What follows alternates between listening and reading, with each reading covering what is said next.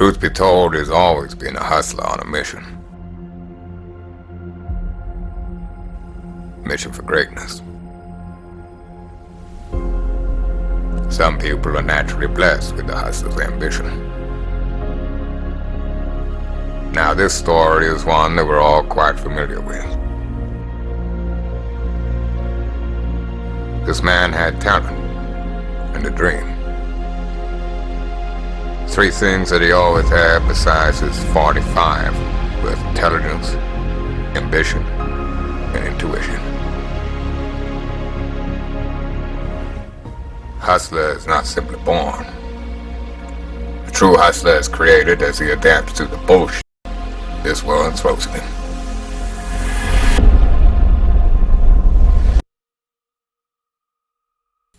Hey everybody, this is Andre BGK. We're back at you with another story time. Today's story time I'm gonna do a little bit different. I really didn't feel like being on camera for this one. You guys know I breed for temperament, right? I breed for a very stable temperament. I like to see my dogs have a real well-rounded temperament, meaning they're really good with kids, they're really good with family, but they definitely have that prey drive, that turn up when it comes to protecting, that guardian instinct. That's super important to me in my breed, right?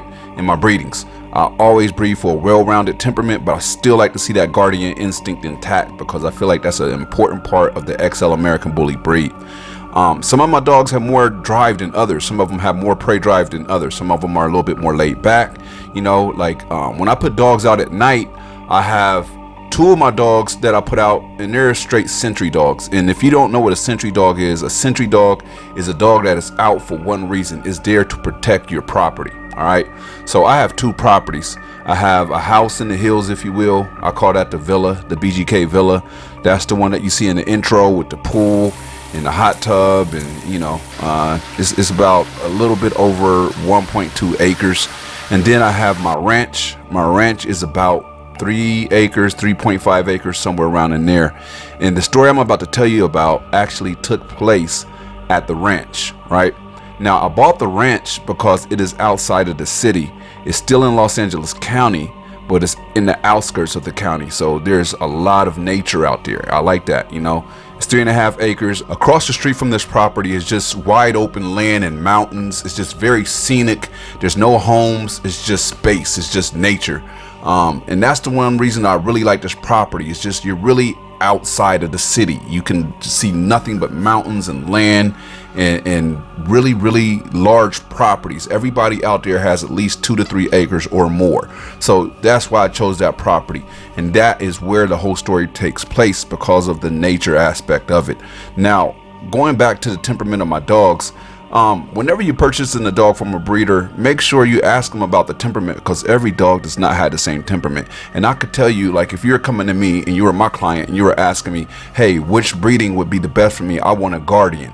There's certain breedings I will push you towards that will have a stronger guardian edge. Even though all of my dogs have a guardian edge, certain breedings have that in a more intense version, right? You'll have a more riled up dog or a dog that's just a little bit more cocky, a little bit more confident. You know, all of them have it, but some have it more. That's what I'm trying to say here, right? So if you're ever buying a dog from me or anybody else, make sure you ask them about their drive, their prey drive, their temperament, what were their parents' temperament like, because that's the best indicator of the type of temperament you're going to get out of that pup. If you have two shy adults, don't expect a guardian type dog just because they're big, all right?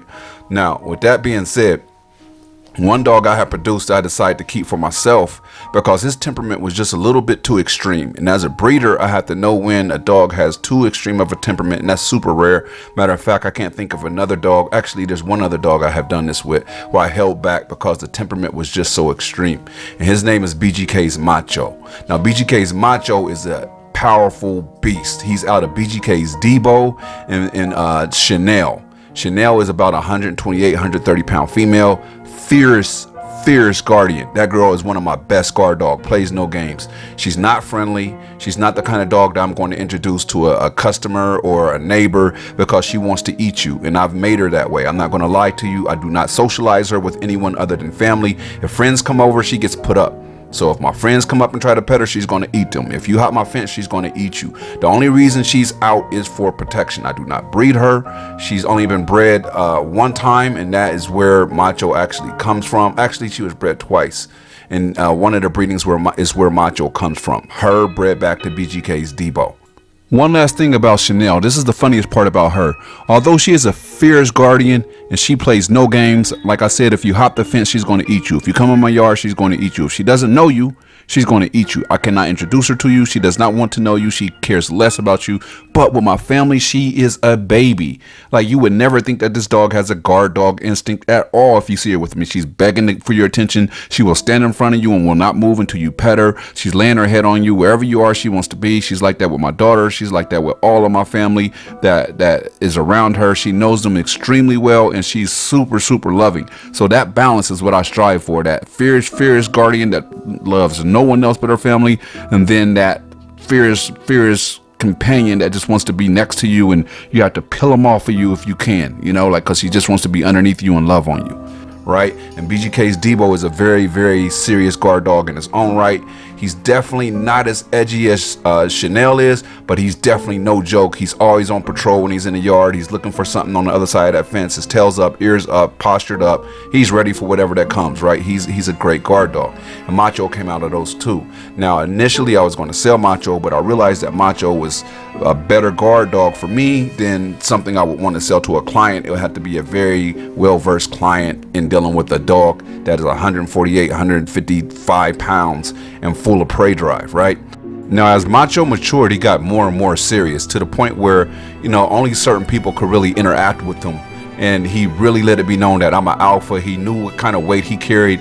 And even going in his yard, he would challenge me sometimes, and I would have to submit him and let him know who the boss was, because this is the type of dog, if you're not an alpha, eventually he's going to challenge you and try to be the alpha. And I got used to that, and he got used to me. So eventually he became more docile and channeled that aggression to any stranger. Now, Macho doesn't bark unless he sees something. Macho has a very distinct bark. So whenever I'm at the BGK Ranch and I'm at that 3-acre property where there's nothing on the other side of the fence but land and mountains, he's one of the dogs that I'm depending on to listen for that bark, even before I look at my cameras, because I have cameras. Okay, let me explain the cameras on the house, because this is going to make a lot of sense as we go further in the story. Basically, I have cameras on every single outside fence line on that property, right? And I keep them on a dedicated monitor in the house so I can see that at all times, right? Because the property is really big. So if UPS is pulling up, if a neighbor's trying to get my attention, if anybody's outside of my fence line, I'll automatically see that. If I hear my dogs barking, I look at the cameras and see which fence I need to go check out and who's out there, right? Now, Macho is the type of dog that doesn't just bark to bark. When he barks, there's a reason that he's barking. And this is a mistake a lot of people make. When you hear your dog barking, do not immediately say no. Actually wait and see if they're looking a certain direction, if their tail is up, they're facing a certain direction. They might actually have a reason to be barking and you don't even realize it, and you're silencing them. And eventually when you need them to bark, they won't, because you told them no too many times. So always check out what they're barking at before you discipline them or tell them no. Now, if it's idle barking and they're barking for no reason, it's a bag blowing across the yard or nothing happening, they're just bored and barking, then make sure you do go ahead and correct that. But other than that, you should actually use them as an alarm system, because that's what I do. So one night, it's late night and I hear Macho barking, and he's giving a crazy bark, right? I look on the cameras and I can see he's facing the outside fence, but I can't tell exactly what he's barking at. But Macho is going crazy. He's postured up. He's trying to get through the fence. He's biting at the fence. He's just a sight to see at this point. So I go ahead and instead of grabbing the gun, which I should have did, I grabbed a flashlight to run out there and see what I could see, right? So I ran over to the fence where Macho was facing, and as I flashed that light over the fence, I seen like about 6 to 8 pair of eyes staring back at me, right? I couldn't see exactly what those eyes belonged to, but they were close together. Like all those eyes were close together. And immediately I knew it had to be a bunch of coyotes, because I would hear them yipping and yelling and howling, I should say. But you would usually hear the yipping and yelling, and it would be far off. You can kind of gauge the closeness and the number of coyotes by the amount of yipping and barking that you hear. Being a dog man myself, I could always differentiate between my dogs barking and those coyotes howls and those coyote yips. One thing you have to remember about the coyotes is they're scavengers, so they're always looking for a food source, and also they're always looking for scents. And I'm pretty sure when you have the females in heat at the BGK Ranch, they smell the dog food and they hear the pups and the dogs, that's what attracts them, and that's probably why we always hear yipping and howling of the coyotes somewhere around that ranch, usually far off in the distance. However, this night they were not yipping. They thought they were on stealth mode. Macho thought otherwise. These are not yipping at the time. They're kind of just like right by Macho's fence line, and Macho's going crazy, right? So I'm like running back, and I open the fence. I open his fence, but that doesn't let him out into the outside yard. I open his fence so he can run the full yard, and I run back to go grab my gun. As I run back into the house to grab my gun, I hear the gate being pushed open. For whatever reason, one of my guys must have left the front gate latched. Like, there's a chain that goes around it. The lock was not in the chain. Macho tested it and busted through the fence line, which never happens. And that's another reason why I keep him in the fence inside of our fence, right? As he busted through, instead of going into the house to grab the gun, I go running out behind him with the flashlight, because I know he's headed straight over to those coyotes, no question about it. So he's a lot faster than me, so he bounces through that fence, and this is a big property, so I'm almost at my front door when I hear that gate scraping open and Macho pushing through. I should have made him wait in his yard before I bounced him out to the big yard and grabbed the gun and then came out. So as he's going through that gate, I'm running out there, I'm running behind him, and all I can see, because I'm running with the flashlight, so I'm seeing nothing but the light going up, light going down. I see ground, nothing, just pure darkness outside. I can't see what it is. So as he turns that corner, I hear them get into it, and it sounds crazy. You know, Macho was going in. At this point, I finally get the light on him, and I can see 3 of them are on Macho, but Macho has 1 of them in his mouth, and he's ragdolling it. I mean, he's shaking the living shit out of that dog right then. The only problem is why he's shaking the shit out of that dog. The other 3 coyotes, 1 is on his neck, 1 is at his rear legs trying to grab him, the other's like at his mid, like they're going in on Macho. So I run up on him, I kick 1 as hard as I fucking could. Like I swear I had to crack a couple ribs on that dog. And that dog kind of yelped and fell back, and the other 2 just kept going. I tried kicking them, hitting them, but they're moving around too much. So I'm like, fuck, I gotta go get the gun. I bounce around, hop over the fence, run into the house, and I'm going fast as I can, like I'm spooked, like, man, I gotta get back out there. My dog's out there doing this by itself. It shouldn't be. So I grab my gun, I run back out there, I hop the fence, and at this point there's 2 on the ground and 2 on Macho. They are going in on Macho. You can tell he's getting tired. He's got cuts all over him, and he's fighting his ass off. Now, these coyotes are smart, and I've seen my dogs do this too. Like dogs, coyotes, wolves, I think they naturally hunt this way. What one will do is get the rear and pull the rear legs out. The other will get the neck, and they tend to stretch the dog between them, and it makes it a lot harder to defend yourself. And this is exactly what they're doing to Macho in this moment. One has his rear, and one has his neck, but they're turning, the Macho's turning around trying to get the one behind his neck so he can get to the one at his rear, and I can't get a clear shot. It's so freaking dark outside. I'm holding the light, I'm holding the Glock, I'm really trying to get a level shot, and I just can't. So I have to run up, and the one that's behind him, I literally got a hold of his tail and pulled his tail out and put the gun to his rib cage and lit off 2 shots and put him down right there. And as soon as I did that, the one that was on his neck got up and tried to bounce, and as he tried to run,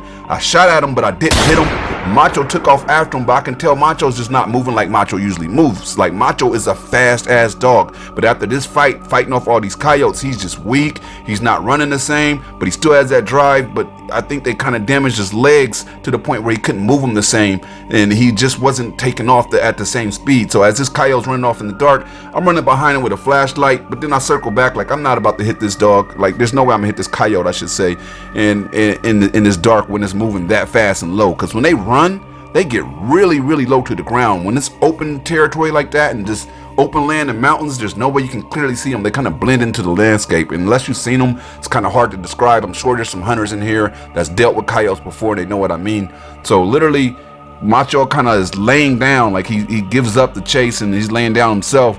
So I scoop his big ass up and I start walking back over to the BGK Ranch, and as I'm doing that, he's just out of it, man. I'm like, damn, I think my dog might die. So I take him back, I put him in the back of my SUV on a tarp, and I put some peroxide on his cuts. I'm seeing cuts on his neck, cuts on his leg, cuts on his side. He's panting, like he got blood on his mouth.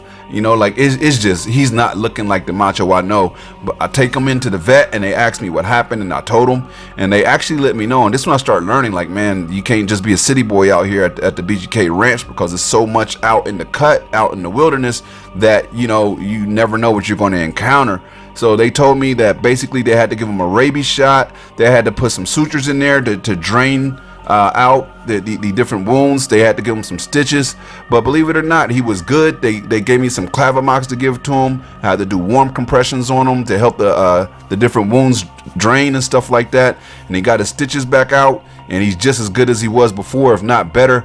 The only thing I notice is, and he seems to be more aggressive with anybody he doesn't know, and more aggressive with any animal outside the fence line. Now he's just really on go mode, like he doesn't play. And when I hear those coyotes yelping, it makes me think back to that night. It makes me realize, like, no matter what, when I see my dogs out there facing the fence line, I always go out with the strap now. I never go out without the strap. You know what I mean? I'm on my 50 cents right now. Get the strap, period. You know, if I hear the dogs bark in a certain way, and they have a certain bark that lets me know, like, there's something on the other end of that fence, there's something I want to get to. And usually this is another thing I notice with my dogs: when one lights up with that bark, they all will light up with that bark. It's the way they communicate. It's they're letting each other know there's a problem. Everybody get ready. You know, and I noticed that with my dogs. From now on, I decided when I'm popping that kennel, I'm popping about three or four, because imagine 3 or 4 dogs running out there with Macho. Those coyotes would have been dust. That would have been that. So yeah, I wanted to share that story with you. I really didn't take the video and pictures on this one because it was just one of those times where it's the heat of the moment in the middle of the night. I think it was like 2 a.m. at night that this happened, and this is very recent, so I wanted to give it to you guys while it was fresh on my mind. This happened a week and a half ago. I really didn't want to talk about it on social media, and I was kind of going back and forth on should I share the story, because Macho is he's a beast. Like, he's not a friendly dog. Like, you're not going to meet Macho and pet him ever, you know, because he hasn't been socialized with anyone outside of my family. And some people might not understand that, but that's just the way I like it. Like, I don't do all my dogs like that. I have some dogs that I can let meet anybody. Then I have some dogs that I cannot let anybody encounter, because they are designed for family protection. They're not designed to be friendly with everybody. They're not designed to, like the UPS man, the Amazon man, the guy that comes to do the plumbing. They have to get put up when you come over, because if not, it's going to be a problem. Either you kill them or they eat you, and that's the way it has to be sometimes. I've really been enjoying sharing my stories with you guys. These are all true stories. They all really happened to me, and I feel like it's a better way for you guys to get to know me, my dogs, their temperaments, the different situations we've encountered behind the scenes. Now, I would also like to get to know you guys and hear some of your stories. It doesn't need to be a BGK dog, just as long as it's dog related. If it's interesting and dog related, please send in your story to BGK Story Time at gmail.com. That's BGK STORYTIME at gmail.com. Make sure you include who you are. If you have social media, include your social media, because we will definitely announce who the story is from when we read your story on our story time, and that will give us a chance to share each other's stories on my channel. Now, I'd love to hear it. Again, if you have a good story about your dog, or a dog that you knew, or a dog story that you heard about, make sure that is true. We don't want to say any untrue stories here. Send it to BGK Storytime at gmail.com, and we'd be happy to read it. Andre BGK, and I'm out. We have a raw dog food coming out. It'll be available in about 3 weeks. It's organic. It's USDA approved. It is made by all organic USDA approved content. It is made at a USDA approved factory. So everything about this is top tier. We always say quality matters. So we're not going to go give you a dog food that isn't top quality. It contains everything you would want. It contains the organs. It contains the meat. It contains fish, as far as the omega-1, the omega-3. Dude, this, I don't even want to say much more. I will give you some more details as it comes out, but we're really excited to introduce this to the public. Coming soon to a store near you, or you can order it directly from our website, however you like to do it. Salute to Bearski, my new partner. I look forward to what we're doing in the future, man. It's going to be huge. It's going to be crazy. And also, if you guys want to pick up my books, go to the website, BigGeminiKennels.com, right here. BigGeminiKindles.com, and check us out. I actually have a combo special. If you don't have both of the books, go ahead and grab both of the books. You can only get that on my website. You can only get the combo deal for both of the books for a lower price on my website. But you can also purchase my books on Amazon.com. If you like to purchase it from there, I suggest you get it from my website, but I'm happy for you to purchase it on Amazon if you like to. All right, Andre BGK, and I'm out.